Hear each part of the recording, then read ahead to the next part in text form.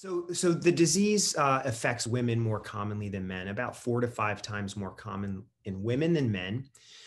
It has a bimodal age distribution. So the peak is usually in the 40s and 60s.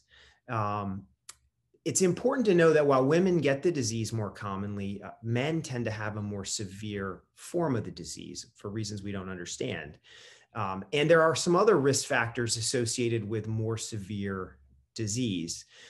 Those are things like smoking. So patients who are smokers are known to have more significant signs and symptoms of thyroid eye disease, and also a longer length of that inflammatory phase of the disease.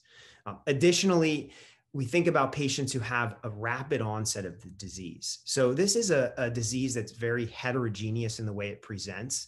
I've seen it present hundreds and hundreds of different ways, but if it presents very quickly, a patient comes to you and says, 3 weeks ago, I was perfectly fine, and their eyes are red and inflamed and bulging, and they have double vision and blurry vision and pain 3 weeks later, then that tells us this is a patient we're quite worried about because they've moved so quickly, versus the patient that shows up in the office and says, yeah, I've had Graves' disease. I've been under the care of an endocrinologist for a year and a half. And my mom started noticing that, the pictures I was sending her or my Facebook pictures were I looked a little different.